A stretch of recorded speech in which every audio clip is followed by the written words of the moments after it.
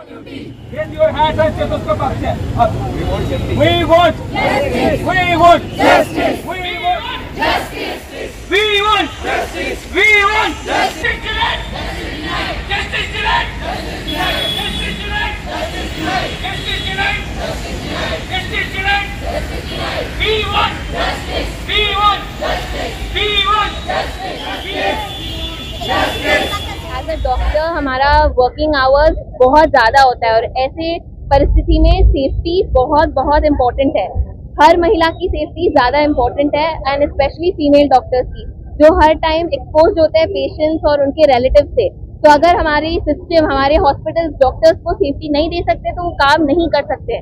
तो ये जल्द से जल्द we have to look into our system and make sure कि हर फीमेल डॉक्टर, हर मेल डॉक्टर, हर female in the country feel safe in their work place. हमारे हॉस्पिटल में भी कलकत्ता जैसी कोई इतनी बड़ी ये नहीं हुई है, बट ये अगर कलकत्ता में हो सकता है, ये कहीं पर भी हो सकता है, क्योंकि ऐसे सिचुएशंस हम सबको फेस करने पड़े हैं एज अ फीमेल डॉक्टर। हमें रात को ड्रंक पेशेंट्स मिलते हैं, ऐसे पेशेंट्स मिलते हैं, कोई उनके 10-15 रिलेटिव होते हैं जो अग्रेसिव होते हैं फीमेल डॉक्टर्स के साथ, उनको छूने की कोशिश करते हैं, बदतमीजी करती है। तो ऐसे सिचुएशन कल कहीं इंडिया के किसी भी पार्ट में हो सकते हैं। तो असुरक्षित तो हम फील रोज करते हैं को जस्टिस मिले, ममिता जिनके साथ ये हुआ है उनको जस्टिस मिले, और किसी फीमेल डॉक्टर को 10 बार सोचना ना पड़े कि मेरा नाइट ड्यूटी है, मैं आज कैसे मैनेज करूंगी, और हमारे पेरेंट्स को ये कंसर्न ना हो कि कल मेरी डॉटर डॉक्टर कैसे बनेगी।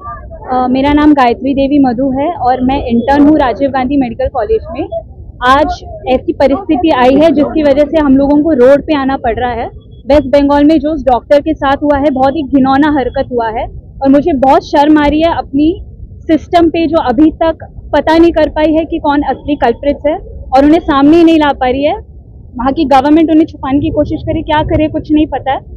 ऐसी परिस्थिति आई कि हमें रोड पे आना पड़ रहा है, इस वजह से हमें अपनी ड्यूटी छोड़ के हमें मोर्चा लगाना पड़ रहा है अपनी ही सेफ्टी के लिए। हम खुद अपनी ही वर्क प्लेस पे सेफ नहीं फील कर रहे। तो मैं चाहती हूँ कि जितना जल्दी हो सके हमारे कॉन्स्टिट्यूशन में ऐसे चेंजेस आए जिसकी वजह से हमारे सिर्फ डॉक्टर्स ही नहीं बल्कि कोई भी वर्क प्लेस हो, कहीं पे भी महिलाएं सेफ होनी चाहिए, चाहे उनके घर पे हो, उनके काम काज पे हो, पब्लिक जगहों पे हो, ट्रांसपोर्टेशन में, कहीं पे भी उन्हें सेफ फील कराना चाहिए। सर्व क्षेत्रात महिला या सुरक्षित नाही, पण जे हात तुम्हाला सेवा देणारे आहेत, जे हात तुम्हाला बरे करणारे आहे, अशांना तुम्ही असुरक्षित करता, ज्यांना तुम्ही देव मानता आणि अशांना तुम्ही असुरक्षित करता, हा किती मोठा गुन्हा आहे।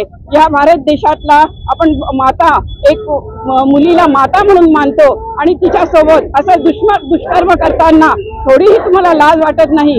मला वाटतं या घटनेचं एकमेव म्हणजे मला वाटतं की ड्रग्ज, अंमली पदार्थ हे सेवन केल्यामुळे मला असं वाटतं की हा गुन्हा घडत असावा आणि त्यासाठी मी पोलीस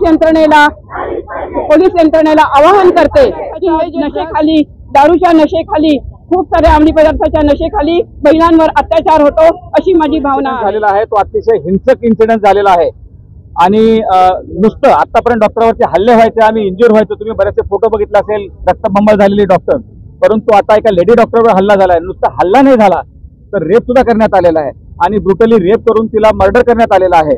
त्याच्यानंतर 200-300चा मॉब येऊन जो काही क्राईम सीन आहे तो क्राईम सीन सुद्धा व्हॅन्डलाइज केलेला आहे, जेणेकरून काहीही एव्हिडन्स मिळणार नाही। त्या संदर्भामध्ये आम्ही हा स्ट्राईक करत आहोत आणि हा जो काम बंद आंदोलन आहे किंवा विड्रॉल ऑफ सर्व्हिसेस आहे ते इंडियन मेडिकल असोसिएशनची जगातली सर्वात मोठी NGO आहे, ज्याचे 4 लाख मेंबर आहेत।